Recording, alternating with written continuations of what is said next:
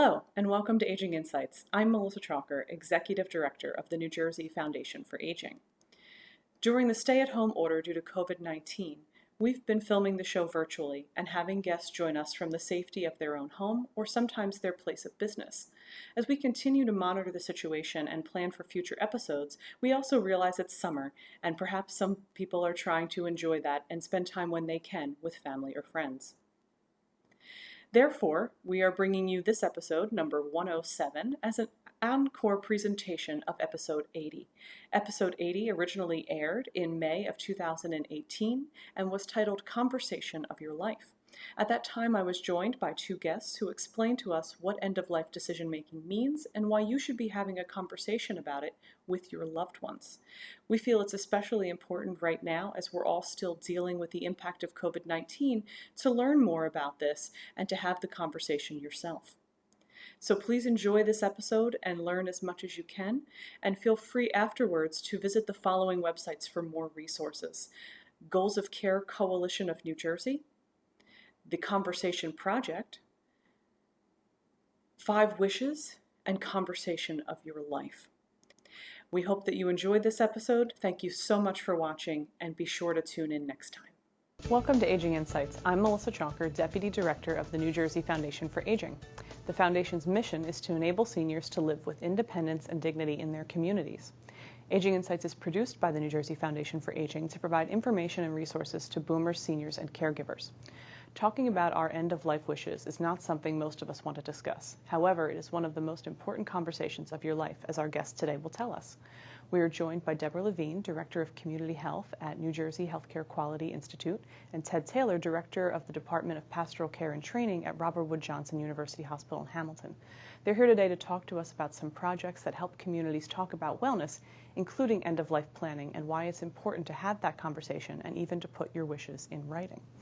Welcome to both of you. Thank you so much for taking the time to join me today. Deborah, I would like to start with you. If you could explain to everyone a little bit about your organization, because people might not know what the Healthcare Quality Institute is. So if you could just explain that briefly for us. Absolutely. Thank you for having us here today. The New Jersey Healthcare Quality Institute is a nonprofit, nonpartisan, multi-stakeholder advocate for healthcare quality in New Jersey. We run a variety of state-level health policy projects, but the project I run day-to-day is our grassroots community-level programming through a program called the Mayor's Wellness Campaign. Yeah, and that's one of the main things we want to talk to you about today, because it relates to the topic that we're going to eventually get to. And so tell us a little bit more about the Mayor's Wellness Campaign and what it is and what else it might encompass. Sure. So the Mayor's Wellness Campaign, as I mentioned, is our grassroots community-level programming. Our office works with just about 400 mayors across the state, so about 70% of the mayors in the towns in New Jersey, to try to identify and meet their local health goals through no to low cost creative programming. As you can imagine, the health goals in North Jersey are very different from the health goals in South Jersey. Sure. So we really try to customize our approach by working with each individual mayor and his or her champions on the ground, by providing them with tools and resources and technical assistance to meet their goals. Our office just launched a brand new tools and resources part of our website, which I'd encourage viewers to check out. There are about 30 evidence-based step-by-step program ideas. And so we're going to talk today about this conversation of your life and how that fits into the Mayor's Wellness Campaign. Could you give us some ideas of some of the other things some of the mayors have focused on? Sure. So there are a number of health and wellness priorities across New Jersey, again, depending on where the town is, socioeconomic status, geography, jobs available, et cetera. Some towns are focusing on combating rising obesity rates. Other towns are focusing on improving education around mental health and mental health first aid. Others, through our Conversation of Your Life programming, are focused on encouraging New Jersey adults to discuss their end-of-life wishes in fun, creative community events, part of the Mayor's Wellness Campaign. Right. I think it's a really great idea, and I love the description of the Mayor's Wellness Campaign as a grassroots community thing, because you really are working with the mayor and their staff on what their community needs and tailoring programs to that. So I think it's great, and so I'm so happy that you're here today to talk to us in particular about Conversation of Your Life, which is one of the tools that's available to mayors to talk to their community about. So could you explain a little bit about how that became part of the Mayor's Wellness Campaign and what it really is for folks? Yeah, so Conversation of Your Life has been part of the Mayor's Wellness Campaign for about 4 years now. A few years ago, the Quality Institute did research in partnership with the Rutgers-Eagleton Center for Public Interest Polling, and we spoke to a number of our members and community partners around New Jersey to talk about New Jerseyans' attitudes towards end-of-life care. And what we found through an early poll with Rutgers was that about 60% of New Jersey adult respondents said they're comfortable talking about their end-of-life wishes. They'd be happy to do that, whether at a wellness visit or at the dinner table. But the same number had never done that before. Wow. So we saw a really important opening for programming and knew this had to happen at the grassroots level. And we wanted to work with mayors who we see as champions of change to really drive change at the ground level. Sure. So we started Conversation of Your Life in 3 pilot towns with the support of the mayors in those towns who had just recently lost loved ones and personally knew the importance of having these conversations. Yeah, and your research also, in addition to determining who was willing to talk and had they had the conversation, also found that people weren't utilizing the tools that are available for someone to put their end-of-life wishes into writing, right?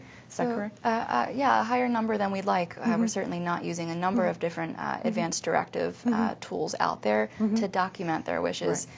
And based on that, we knew it was important that before focusing on documenting your wishes, it was so important to discuss them. Yeah. Yeah. So I know we do want to talk a lot about how to discuss them and why it's important to discuss them, but I think we do need to, at least for the viewing audience, give them an idea of what tools are available. So could we kind of go through some of the terminology people might be hearing, like advanced directive, which you just mentioned, healthcare proxy, a healthcare power of attorney, and a post form. I know you have a document on your website that's available for people to go and get a little bit more information about those, but could you give us a basic description of some of those tools that are available to people, and then we'll talk about why they should be using them? And this document that you're referencing, this is our consumer-facing Conversation of Your Life trifold. It's available in English and Spanish on the Quality Institute's website. Perfect. And we bring to all of our community programs through Conversation of Your Life. And I think one of the most useful parts within this trifold is a tricky terms cheat sheet. A lot of people get tripped up on a number of different types of advanced directives out there. So the term that I just used, advanced directive, just briefly, is a legal document that lets you spell out your decisions for end-of-life care. And that can take a few different forms, including a living will, which is a legal document that spells out the medical treatments you'd like to keep you alive, or medical treatments you don't want. A proxy directive, or a durable power of attorney for health care. That's a little more specific, and it names a person you'd like to make decisions for you, your healthcare proxy, if you can't speak for yourself.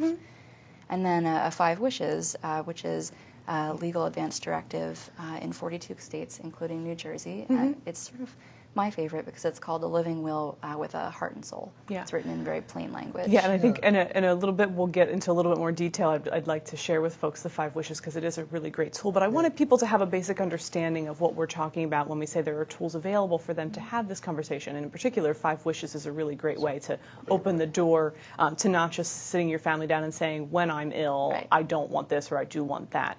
And it, as you said, it gives a little bit more heart to it as well. So, based on the events that you've done around Conversation of Your Life, what have you really found as to why people don't want to have this conversation? Sure. So those events can take a few different forms. All around the state, with the support of dedicated volunteers, task force members, just like Ted, we're running programming through Conversation of Your Life in 8 counties in New Jersey. And that can be anything from a film screening with a discussion that follows, to a panel discussion with a few different types of experts speaking, to even a card game, an art display. We try to make this conversation very approachable in comfortable community settings, like your library or house of worship. Right. Once in a while when we're at events, attendees will share why they may not have completed an advanced directive, or why they may have been afraid to have this conversation. And the reason is it makes a lot of sense. People are scared. Talking about death or end-of-life wishes is intimidating. The topic is rather taboo, sometimes even among doctors. So it can be really hard to bring this up, even if you'd like to. Sometimes there are even cultural barriers, or your family might just not be willing to talk about that. Well, I talk to families about end of life every day. My conversation with them is to give them a perspective of hope. That conversation of a lifetime is a part of the journey, and it helps them, because a lot of times family look at the destination End of life can be frightening to people. Conversation of a lifetime helps them to make it beautiful. As human beings with emotions, it can be difficult both for us and for our family members to really face that reality that we might not someday be here with them, right? And then I think, as you kind of referenced, the other added layer is the difficulty in understanding the terms and what's available and who do I talk to about putting these things in place. So I think what you're doing through trying to educate people both about getting more comfortable about the topic, but also how to utilize the tools and who can help them with the tools is a really important piece of the campaign. So I think we've touched on it a little bit, but my go-to question on this is why should people be having this conversation, and why should they be putting it in writing? It is so important for people to have this conversation, the conversation of your life, so that their wishes for end of life, we talk about planning for a birth, practicing for your driver's license, we talk about car seats, we talk about everything surrounding the beginning of life. Why not talk about the end of life too? It's such an important thing to have planned, and it's really important to have your own wishes honored, because if you don't talk about your wishes, then your family, your loved ones, your doctors are going to give it their best guess, and you might not receive the care that you truly want. And when you do speak about your wishes, your family members then have that gift of clarity. They don't have to guess, they don't have to argue, which we see too often. They know exactly what their loved one wants. That's the goal. Yeah. And I think it's a beautiful goal and a program that's really well done. The description you gave previously about how you're drawing people in, whether it's a library or house of worship, it sounds like you're really making it a comfortable place and providing some level of something that's fun to draw them in, so it's not just a big poster that says, come talk about how you want to die, right? So explain a little bit more about the reasoning behind making the programs that approachable.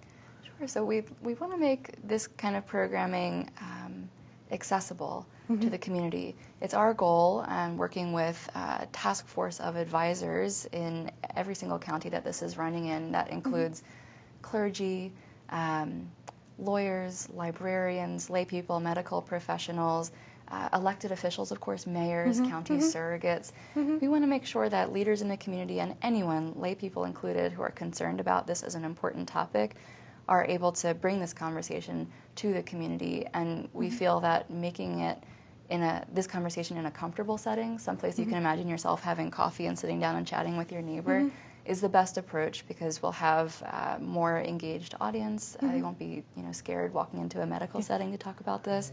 Might be even easier to gain the trust of the community in a setting that they're comfortable in when talking about something that can be intimidating or difficult.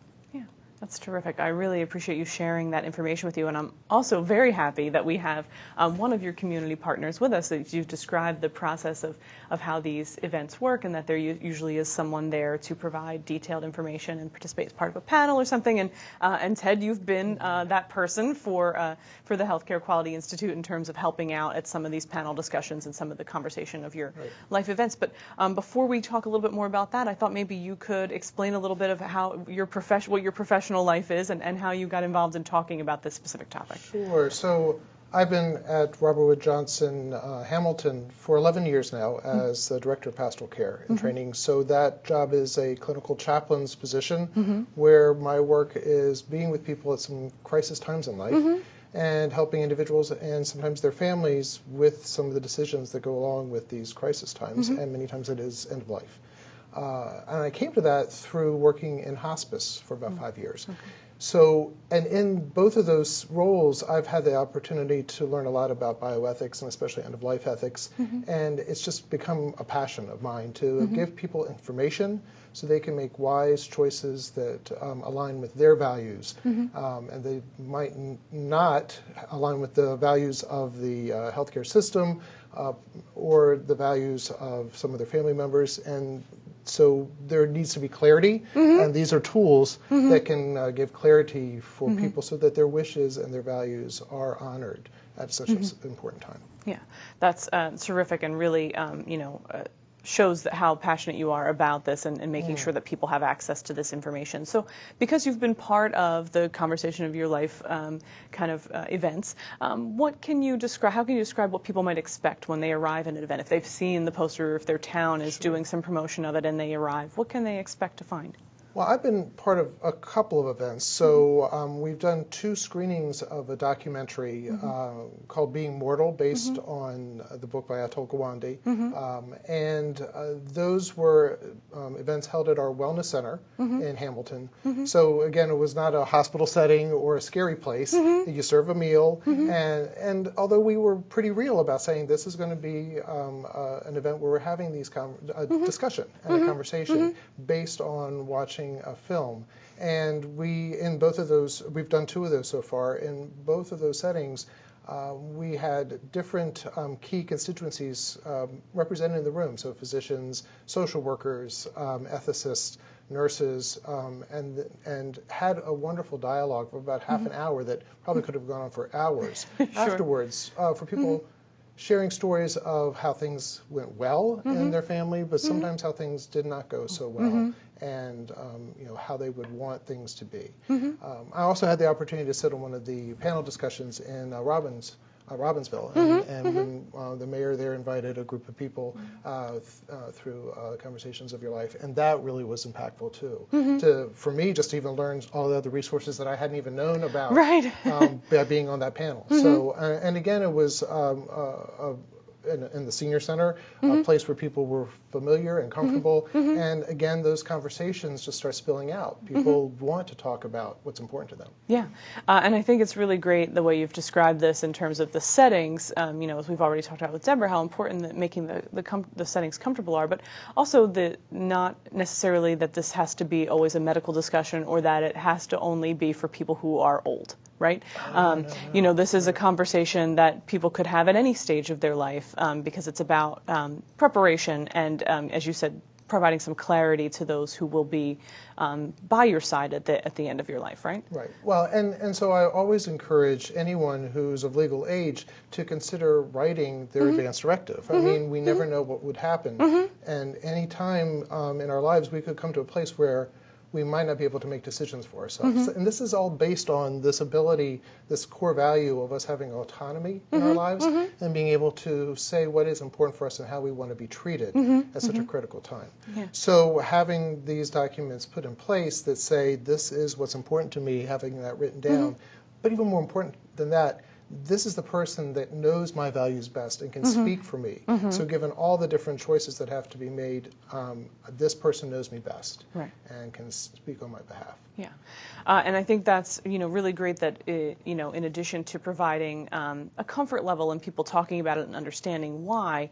that the events also provides a level of education for people about the tools available. And we've given a broad overview with Deborah of those tools, but during the event, are there materials provided? Are people walking away with things that they can? So I usually provide folks with a packet of material that we've provided at the hospital. So people come down to my office and ask about filling this out. Sometimes before procedures, they're saying, "Oh, I should have filled this out." So I walk them through that and help them complete these documents. But at these events, a packet is provided that includes information about the living will piece, and usually we use the 5 wishes, which is a great document. Not only does it then provide people with that proxy, that person to name, and also explicitly writes out their wishes, but it gives a way to talk with that person that you've named, or people that you've named, in a way that's non-threatening, but really complete. So this is kind of the gold standard for me of having these conversations. I'm also familiar with the 5 wishes and do think it's a terrific tool, but for those watching who might not know and understand what 5 wishes is, could you give us a little bit more detail about how it works? Sure. So it is, in most states in the country, it is a document that can act as a legal living will. And so the first wish is, who do you want to be that person to name your values, to speak for you on your behalf when you can't speak for yourself. And so when we've talked with Deborah previously and we talked about an advance directive, that's kind of writing your wishes out. But when we're talking about assigning someone, that's what we refer to as a proxy. Proxy. Right? I just want to make sure people are remembering what the terms are. There are several different terms that kind of say the same thing. So healthcare agent, proxy, all of these are basically the same idea of naming that person who knows you best, and given all of the range of options, would do the thing that you would want. And ideally that you've had this conversation with, so that when the time comes and you can't speak for yourself, they know what you said to them and what you put into writing. I remind people, don't surprise your proxy by naming them, and then they get a call when the worst has happened, and they haven't had that conversation with you. And that's why the rest of the document is so good, is that it talks through all of that, and you can have the conversations as it prompts you about what things are important for you, all the way from if I am so sick that certain things may or may not happen, that's what I do or don't want certain things, to if I get so ill that my death is imminent, this is how I want that process to be. And even once I die, these are some of the things that are important for me. Those are hard conversations, but at least this document, I think, really does a great job of easing you through the conversation. So, yeah. Yeah, and so people walk away from this event with that understanding of how to utilize some of these tools, and with some of them they can take with them and peruse and figure out which one fits best for them. And then is there follow-up or at least some level of information given to them about who to call if they have questions, or who to call if they want advice? Right, so I always give my contact information in here, and then there is also information on different websites, including Healthcare Quality Institute, so other places to get more information. And yeah, so it can be confusing. I mean, there's this document. You also mentioned the Pulse document that people sometimes get confused about as well. And I think even in a brief event, like one of these conversation events, you can't answer all the questions. So having some resources behind it is always helpful. Yeah, to then be able to follow up and figure out in which way you'd like to have the conversation and what tool might fit best for you. We've mentioned a couple of them, and I know there are different legality things, and you mentioned this is legal here in New Jersey as well, and in several other states. But the POST form is something, while other states do it, there is a specific New Jersey form as well, right? There was legislation that passed to recognize this as a form that can be used as well. Right, and I try to explain to people that as much as the living will, the 5 wishes, and advance directive becomes valid once you can't speak for yourself, it's a legal document that sets all of that out. The POST is actually a physician's order or a medical order form. So it's a little bit different in that it's immediately operational.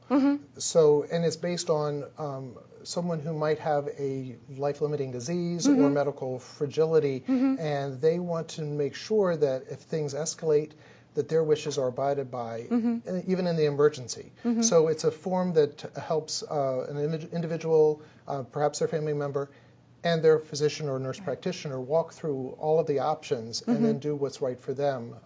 So the conversation's had way ahead of time, and if an emergency occurs, we do the right thing. Yeah, and I think that's a great distinction, because we have thrown different terms around in different documents, and so it's a great distinction between advanced directives or the 5 wishes and writing a lot of that down to something that is a very medically based and physician ordered form that a doctor would need to sit with you and fill out and understand what your wishes are, in addition to being able to share that with your family. So I think this is really great to get the word out even more about having this conversation and the importance of it.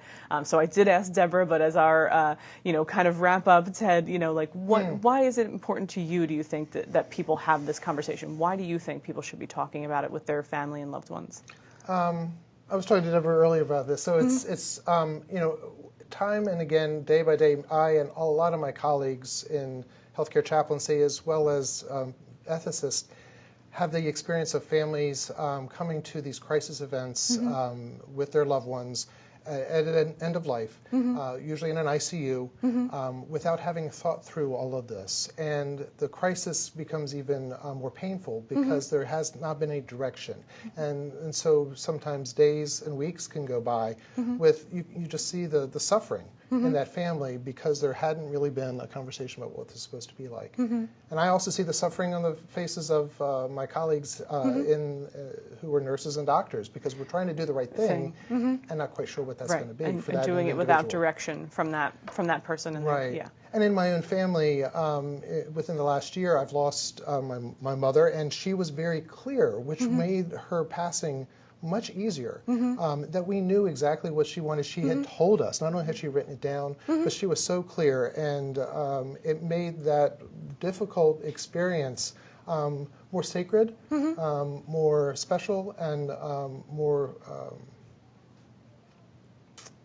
more special for her in her last hours and last days. Absolutely. So, yeah. Well, I think that is a terrific spot to end our conversation on, and I just really appreciate both of you sharing this information, because you're right, sometimes whether it's end of life or other things in that we have to deal with in our daily lives, we often wait till a crisis to find out information. So any way that we can continue to encourage people to have this conversation, I think is really important. And so I want to tell people that they can go to the Healthcare Quality Institute website and learn even more about this project, as well as watch a video that explains the project more and really talks about why this is important to have this conversation. So I'm glad that you came to share this information with our viewers today, and I really appreciate both of your time, taking time out of your schedule for that.